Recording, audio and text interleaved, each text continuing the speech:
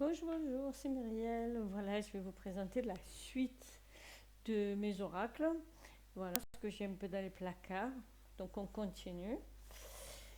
Donc je vais vous présenter l'oracle G de Gérard Barbier aux éditions Trajectoire. Donc comment dire, on le présente plus. Alors moi, il n'y a plus les bordures sur mon jeu. Pourquoi? Parce que j'ai abîmé le jeu et j'ai redimensionné le jeu parce qu'il était tellement abîmé que les bords étaient tachés, cornés, enfin bref. Et d'ailleurs, il y a encore des résidus de taches et tout. Donc du coup je l'ai fait comme ça le rend plus petit, donc plus facile à manier. Et puis il reste toujours dans le même...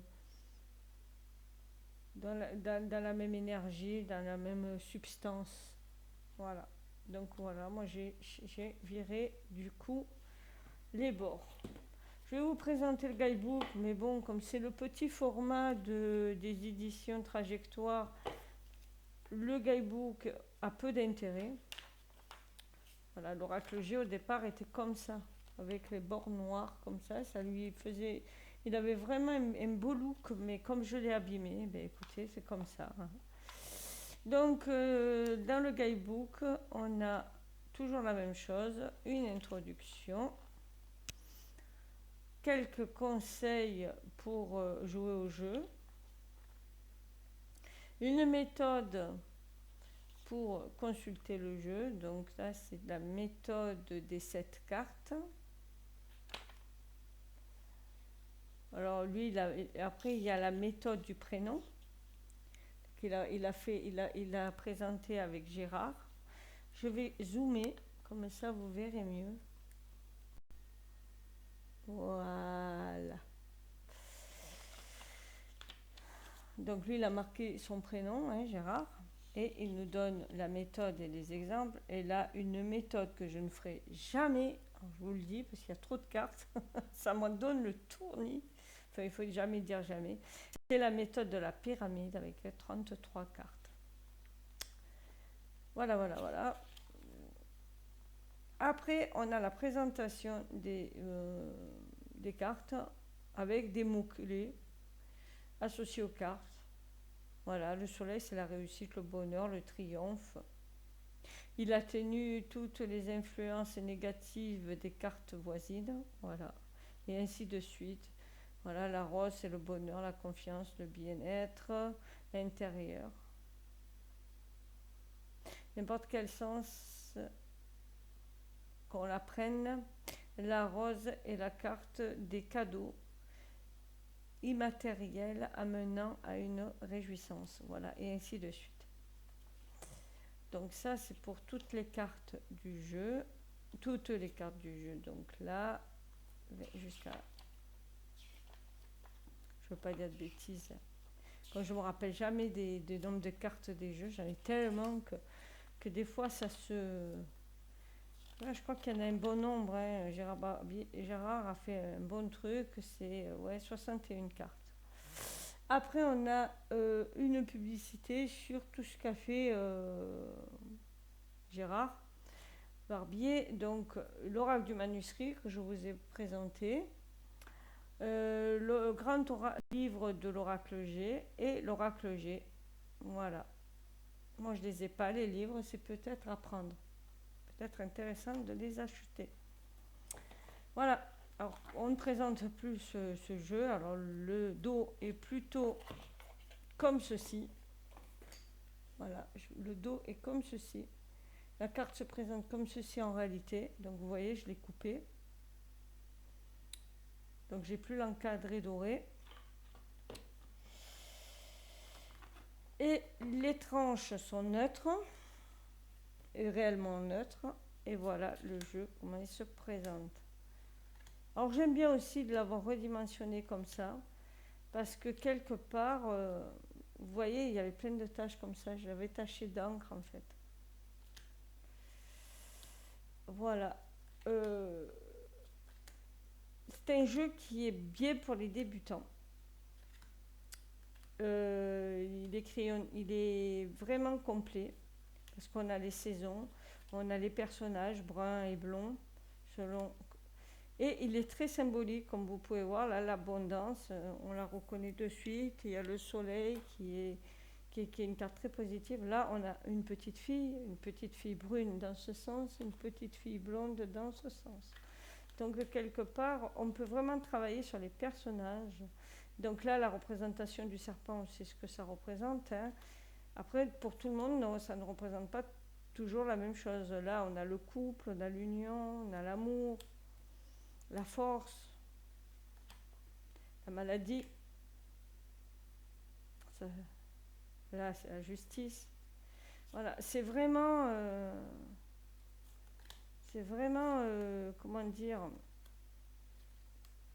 très représentatif des jeux de Gérard Barbier. Donc, après, on n'aime pas. Moi, je préfère l'oracle du manuscrit. Je ne sais pas pourquoi. Et puis, c'est aussi une question de, comment dire, de moment. Je pense que là, en regardant le jeu, j'ai envie de jouer avec. Donc, quelque part, c'est qu'il a quelque chose à me dire. Et alors, je vais le laisser dehors et je vais voir, je vais tirer les cartes. Je vais voir ce que ça me donne. Et ça me dit. Il y a peut-être quelque chose à dire. Parce que là, j'ai une envie irrésistible de tirer les cartes. Deuxième jeu donc pour aujourd'hui que je vais vous présenter aujourd'hui, donc c'est l'oracle des cercles, un pur bijou, une pure merveille, hein. Franchement, cet oracle de Catherine Solena Ménacieux et Céline Cailleux. C'est toujours les éditions Trajectoire. Franchement, c'est un pur bonheur. Alors moi, souvent, je fais un combo entre celui-là et le tarot du message de la sorcière. Et je trouve qu'il va très bien. C'est le tarot qui est inversé là. Donc je trouve qu'ils se matchent bien tous les deux ensemble. Donc voilà, la tranche est bleue. Voilà. Donc c'est l'oracle des cercles, comme le nom l'indique, c'est que des cercles qui nous sont représentés. Donc voici le guidebook, donc un guidebook typiquement trajectoire, toujours la même façon d'écrire, toujours la même calligraphie, deux couleurs différentes, c'est que la couleur et le croissant de lune qui changent, sinon c'est toujours la même présentation. On a un avant-propos avec le cercle sacré, on a une présentation de l'artiste juste ici, voilà.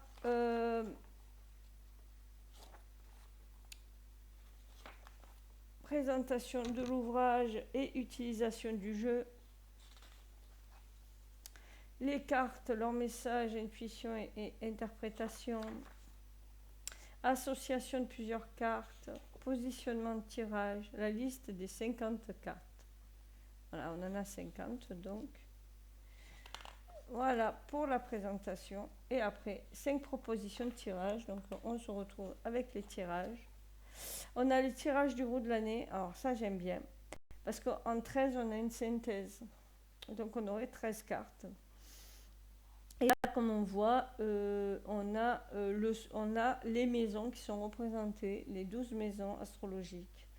Voilà, le soi, les moyens, l'environnement, le foyer, la vie affective, le travail, les autres, la tentation, la sagesse, l'évolution sociale, les projets et la synthèse, le karma. Bon, elle l'a nommé différemment, mais ce sont les 12 maisons du zodiaque. Et elle en a rajouté une 13e pour faire une synthèse, ce que je trouve plutôt sympathique. Donc là, elle nous explique ce que représente chaque maison, un peu plus en détail.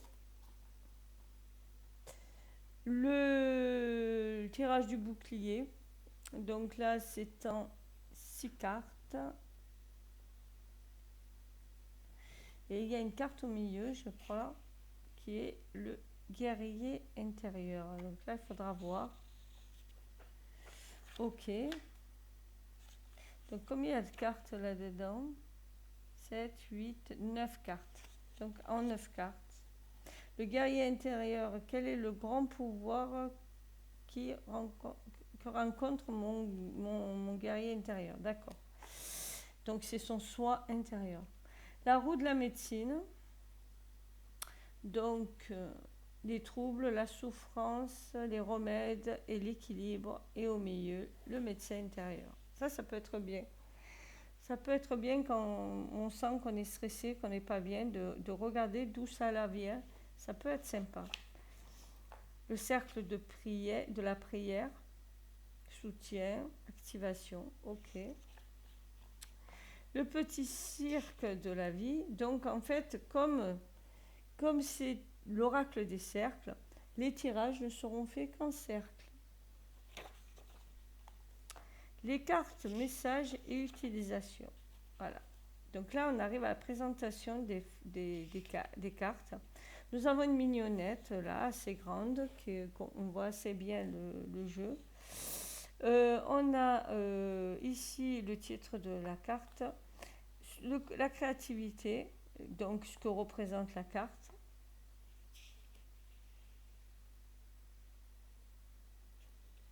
Une description, donc cette carte n'a pas d'envers, il n'y a pas d'envers dans cet oracle, voilà en gros.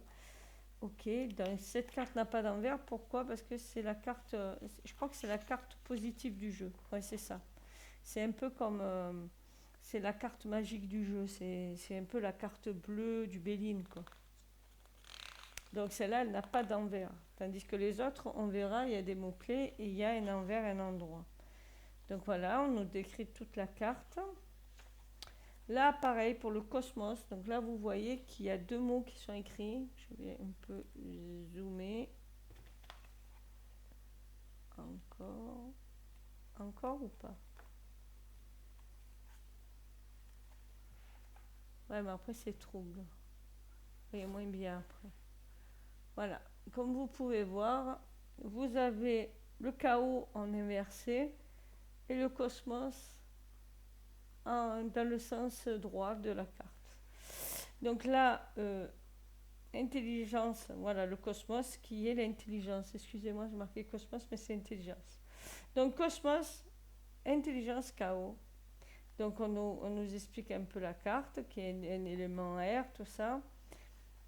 Si vous aviez tiré la carte à l'endroit, donc une explication à l'endroit, et si vous avez tiré la carte à l'envers, une explication à l'envers.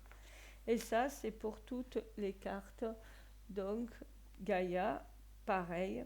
Fécondité à l'endroit, extinction à l'envers. Une description de la carte. Une petite explication, en fait, ce qu'elle représente. Et après, si vous avez tiré la carte à l'endroit, et si vous avez tiré la carte à l'envers. Donc, il y a beaucoup de lectures dans ce jeu. Hein. En plus de pouvoir le lire en intuitif, parce qu'il est vraiment parlant, il y a il y a matière à faire. Hein. Donc ça, c'est pour toutes les cartes.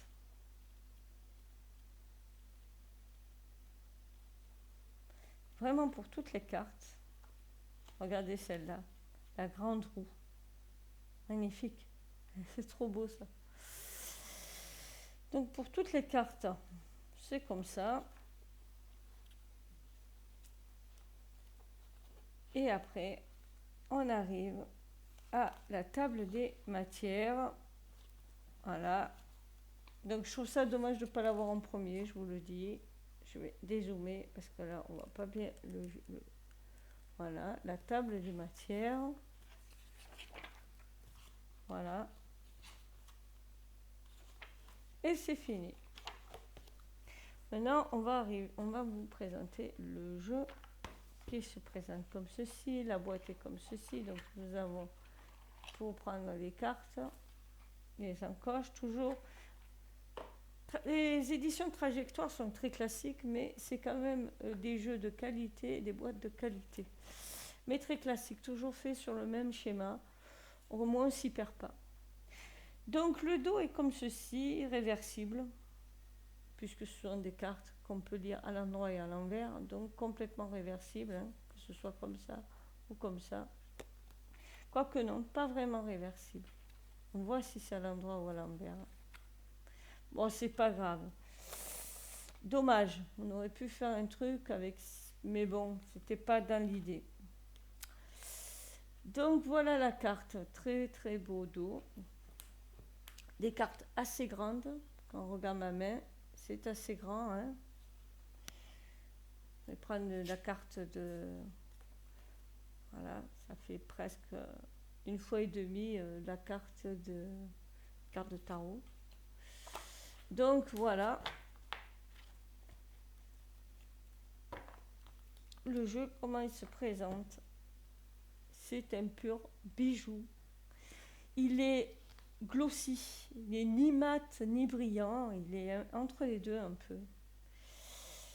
Voilà, donc voilà, nous avons dans le cercle, nous avons l'arbre généalogique, donc le berceau des ancêtres, qui est notre arbre généalogique. Donc il y a plein de petits détails. Hein. Donc on peut travailler sur les détails. Donc dans un sens c'est l'héritage, dans l'autre sens c'est les secrets. Pareil pour l'illumination, donc c'est le halo de lumière, donc avec ses ailes là. Et de l'autre côté c'est l'ombre. Et d'ailleurs si on regarde là c'est beaucoup moins lumineux que là. Donc voilà comment ce jeu est présenté. Le bouclier, protection, adversité.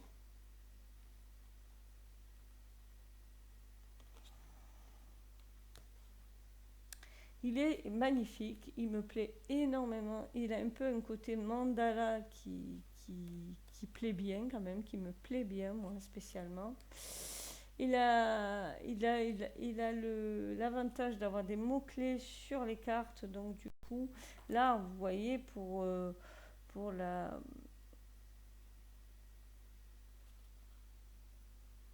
pour le pentacle, parce que là c'est le pentacle, on a la conscience et la sensorialité. On peut aussi travailler sur les éléments. On peut aussi travailler sur la Kundalini et sur les chakras. Donc vous voyez, il y a on peut aussi faire plusieurs lectures dans ce jeu. Voilà, la vacuité. Alors, je ne sais pas si vous connaissez la vacuité. La vacuité, c'est le noir, c'est le néant. Et là, on a le passage. Donc toujours un côté pile et face du jeu, toujours un côté lumineux et un côté plus sombre. Ici on a les blocages, alors j'aime bien parce qu'il y a cette algue là qui nous retient. Je ne sais pas si vous la voyez, mais ici comme ça, là c'est une algue qui pourrait retenir ou des tentacules. Et ici on a la roue des possibilités, l'opportunité avec les étoiles de mer. Donc j'aime bien, j'aime vraiment c'est quand même assez recherché. Donc là, on a la fortune, la chance et l'infortune de l'autre côté. Et quand vous regardez les mots-clés qui sont en dessous, parce qu'il y a plein de mots-clés, ben, c'est en adéquation. Hein. Promotion, élévation, confiance. Et de l'autre côté, on a deuil, chute, abandon, chaos.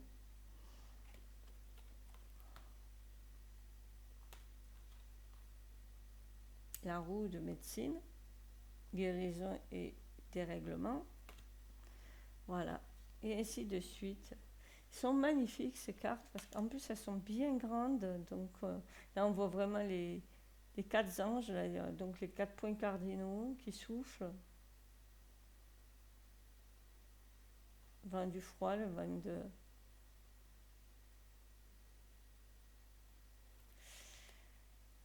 Celle-là elle est magnifique aussi. La couronne, la consécration ou l'humilité, l'élévation ou l'agitation, les engrenages, la synergie ou la dépendance, puisqu'il y a le lien, il y a l'attachement, hésitation, cible, objectif.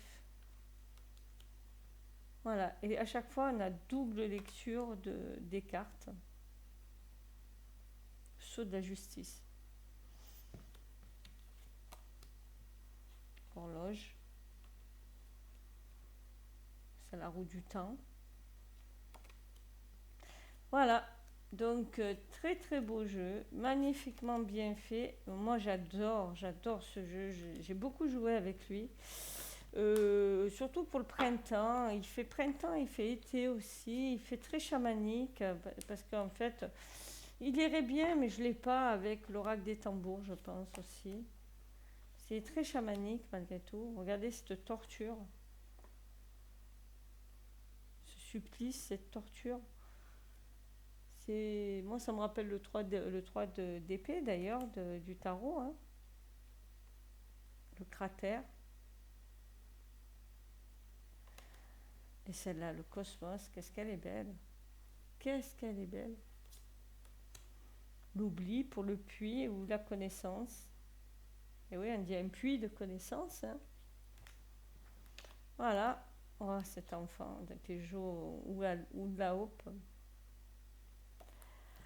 Enfin bref, voilà. Ça, c'était ce jeu-là. Excusez-moi, j'ai un peu rallongé la présentation, mais il est tellement beau. Il me plaît tellement.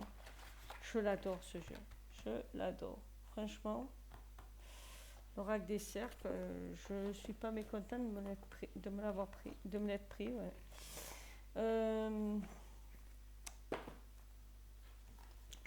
Un autre jeu que je ne trouvais pas, que je vais présenter, c'est ces deux sœurs là, enfin ces deux frères, puisque c'était un livre. Donc c'est les cristaux du chaman de Maya Toll. Donc comme ses deux prédécesseurs, c'est un livre magnifique avec le jeu à l'intérieur.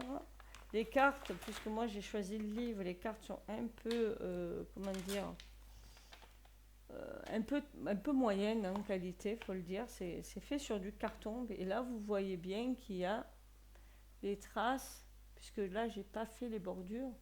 Il y a les traces des... Comment on appelle ça quand elles sont mises l'une à côté de l'autre. Enfin bref, j'ai perds mes mots des fois.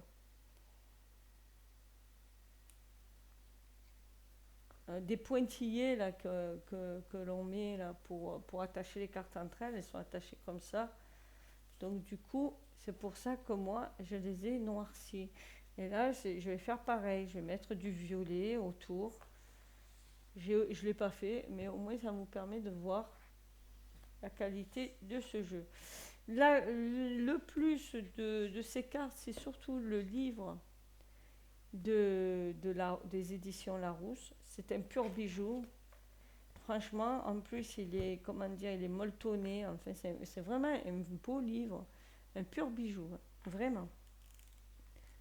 On va dézoomer, voilà, que vous voyez bien. Donc, la couverture est d'un joli violine un peu électrique, un peu métallisé. Christ du chaman. Voilà comment se présente ce livre. Quand on voit ça en papier glacé, c'est magnifique. Donc c'est sur les cristaux. Voilà, aux pierres qui semblent muettes, mais qui en silence chantent vraiment. Et à mes parents qui m'ont partagé leur amour pour apprendre comment briller. On a le sommaire.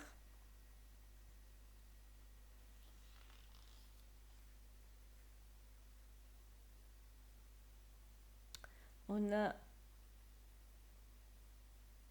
je ne connais pas, mais on a une phrase de Ralph Waldo Emerson, tirée du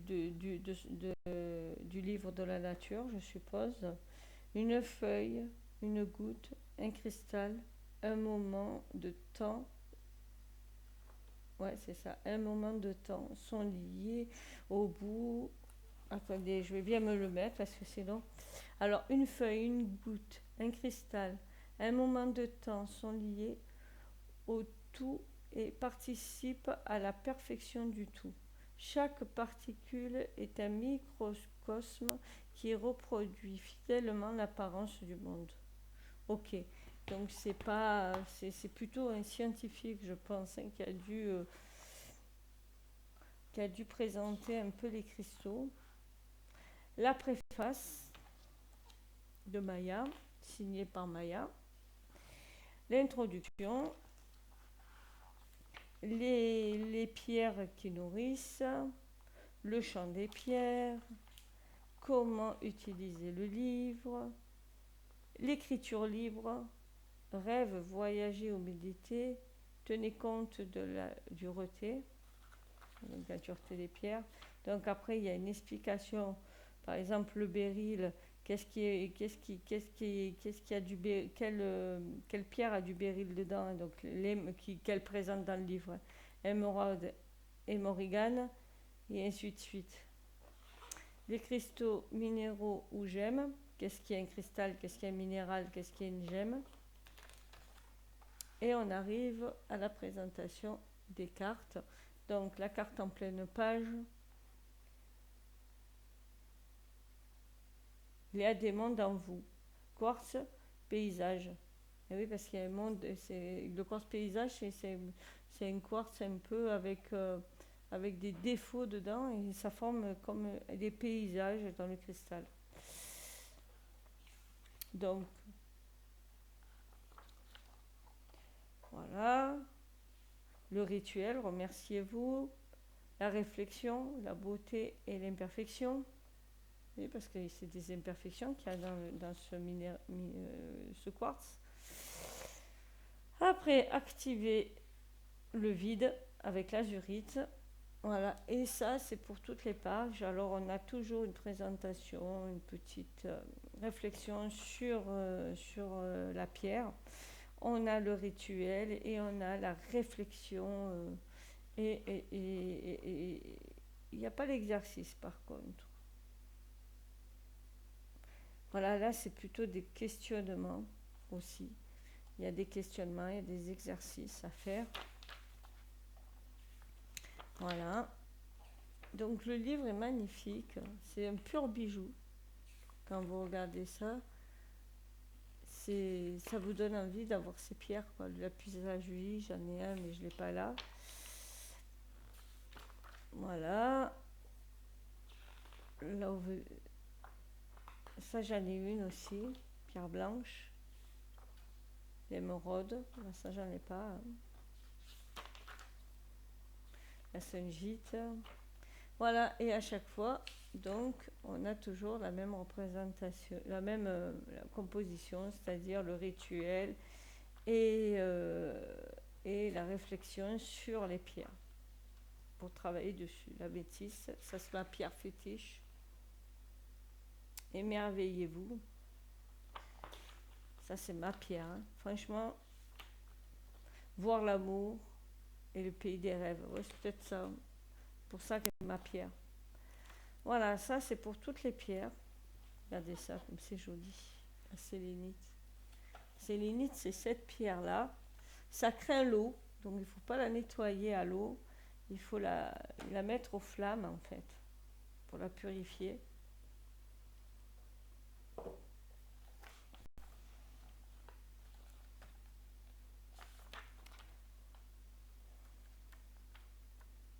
Et à la fin,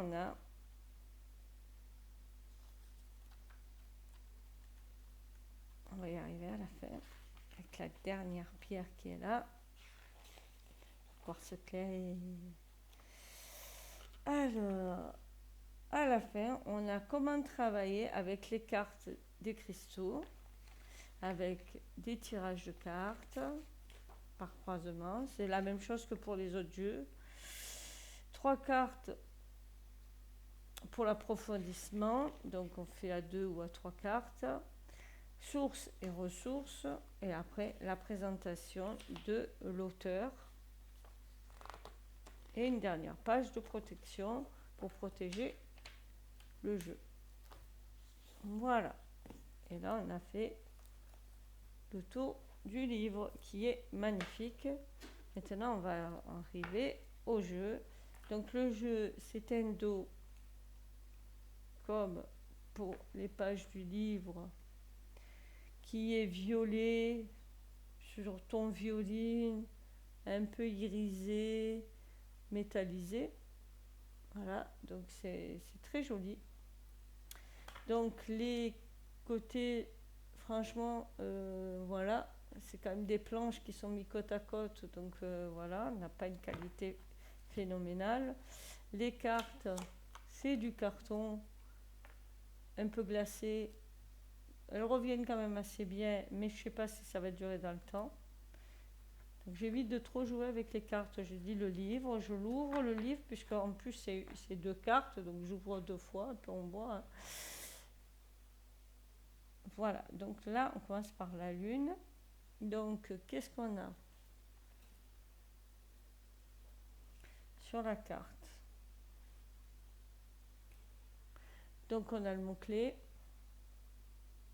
on a la pierre et on a la page de référence de la carte.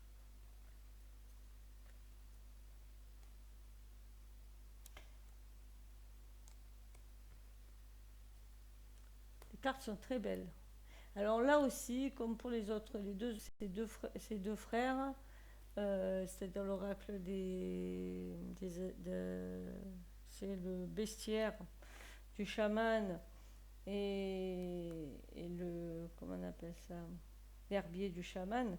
Donc comme pour l'herbier et le bestiaire, les cristaux du chaman existent aussi en coffret oracle. Donc les cartes sont vont vraiment plus grandes, de meilleure qualité. Par contre, il n'y a pas de livre. Donc on a un guidebook qui est bien fait, mais moins complet que pour le livre. Voilà. Donc ce sont de belles, belles cartes. Donc je vous donnerai le même conseil que ce que j'ai donné précédemment, c'est que regardez ça, comme c'est joli. Oh, elle est belle. Le rubis, là, il est magnifique. Je vous donnerai donc le même conseil que précédemment pour les autres jeux, c'est de peut-être faire un combo, c'est-à-dire acheter l'oracle et acheter le livre. C'est vrai que ça vous augmente le budget, ça vous le double. Mais bon, est-ce que ça vaut pas le coup d'avoir le livre avec de belles cartes? Je sais pas. Ben, vous me direz que moi, j'ai pas fait ce choix-là. Peut-être qu'un jour, je le ferai. Là, vous pouvez quand même vous amuser hein, avec ces cartes. Hein. Voilà. Si elles sont abîmées, à la limite, vous achetez après comment on appelle ça, l'oracle. La version oracle. Il y a les deux versions qui existent. Si vous voulez la version livre, regardez bien que ce soit le livre. Faites attention quand vous l'achetez. Et pareil si vous voulez la version oracle. Voilà. Donc j'ai fait le tour. J'ai fait le tour de mes 3 jeux. J'espère que ça vous a plu. Et je vous dis à la prochaine pour la suite. Bye bye.